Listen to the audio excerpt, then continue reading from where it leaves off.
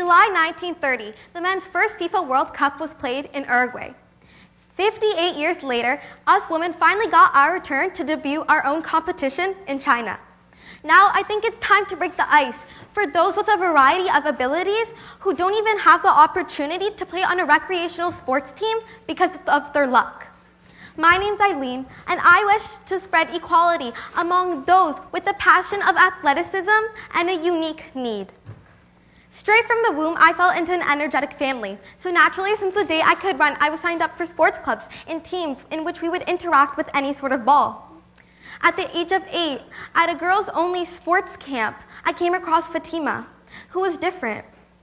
She didn't participate in the majority of the activities we played, and there was this young lady who never left her side. Fatima was also much taller than all the other campers by like a head. It was almost as if she was older than us. As the next day rolled around, the number of eyes and fingers that landed on Fatima grew, and my perspective took a sudden turn. After my dad picked me up from camp, he drove me to a soccer field where I recognized as many kids as my 8-year-old brain could count. And soon I recognized, even from at least 100 meters away, I saw a distinctively unique behavior that reminded me of Fatima's. Soon, I noticed my older brother walking towards the car off the field. Once he set foot in the car, I asked him, "What are you doing here?"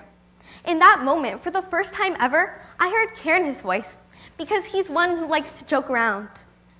He looked me in the eye from the front seat and told me, "Eileen, instead of telling you how lucky you are, I want you to realize it." He went on to tell me that there are kids as innocent as myself who have been suffering through huge problems that block them from pursuing their passion. Therefore, he started volunteering at Vaughan Soccer Club so my brother could lend a hand to those with a special need and who can't play soccer. Day 3 of camp, during lunch, I brought my bag to sit beside Fatima and her companion. As time passed, I learned that Fatima, a 13-year-old like myself, had a passion for sports. Once I finished my lunch, there were still 15 minutes remaining. So a few girls my age brought out a soccer ball and began taking shots. As I was about to join them, it reoccurred to me that I couldn't leave Fatima alone. She was always so alone on the exception of her companion. So in every single one of those 15 minutes, I stayed beside her. And even then, I began to feel what it might have been left to be on the sidelines, like Fatima often was. And although my moment of isolation wasn't nearly severe as Fatima's, it was enough to make me passionate about injustice towards some group of kids, because some group of kids cannot look forward to gym class even though they like sports, or some kids cannot join a competitive team like myself. So ever since I met Fatima, for almost 6 years now, I've been thankful to be able to actively pursue my passion of soccer, and I knew that eventually my time would come to make the joy I experience a reality for others. So when my Agents of Change assignment landed in my hands, I took the opportunity to debut my goal of giving children of varying needs a starter pack so they could build confidence and soon join a team within their community. I emailed the same local club my brother was a part of many years ago. However, when I was reading the criteria, I noticed this big capital letter stating that I must be at least the age of 15 to take part in the program. I didn't hesitate to reach out to them, which fortunately I did with the help of a workshop that came to our school, and I soon received the news that I will hold the title of a volunteer. But that did reset an alarm in my mind that the capital letters could mean that I was probably less experienced in training and engaging soccer than the other volunteers would be. That's where I decided to extend my action in Romeo Dallaire with the help of my teacher and the school cert, who called out 9 primary kids with a lighter need that could benefit socially from a club my partner Kyla and I hosted called the Fun Kicks Club. The Fun Kicks Club will build their confidence so then again they can join a team possibly this summer for soccer. So far, my action has been working well, but it hasn't been without its challenges. Many of the kids seem to get distracted, which causes a loss of time for the activities I have planned. The others didn't open up too easily, so my partner nor I got an input on if they were actually enjoying these sessions. Another problem that came up was that when there were more boys on one team than another, the girls on the opposite team would get demotivated because they would think that boys are better than girls. Overall, there are a lot of challenges I had to overcome, but I knew that if I kept on moving forward, I could make a change. So how did my action work? Well, from the start of the Fun Kicks Club, I ranked the kids based on their participation and collaboration. So my partner and I could see if they were actually improving and having fun through our sessions.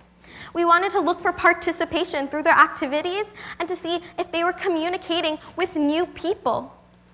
So far, from 1 week of 3 sessions, the numbers didn't jump significantly from 1 to 5, but the kids were gradually developing by taking a step higher each day, which is a sufficient amount of improvement to go above our scales.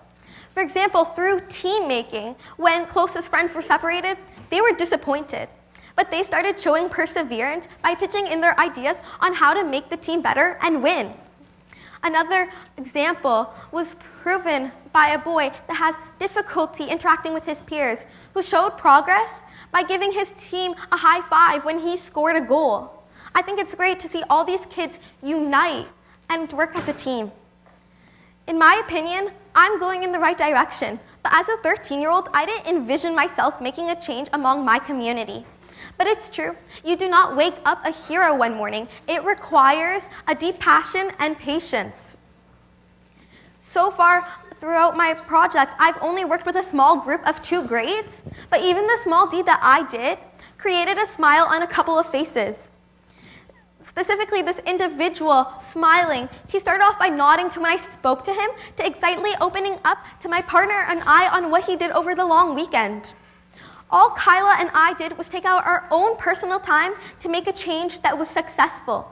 And even if we did have a real impact on one person, that one person would be glad that 2 girls from his school came down to him and told him, "You can pursue your passion with us." I personally established that any of us could see, or just as easily be, that one person seeking a helping hand.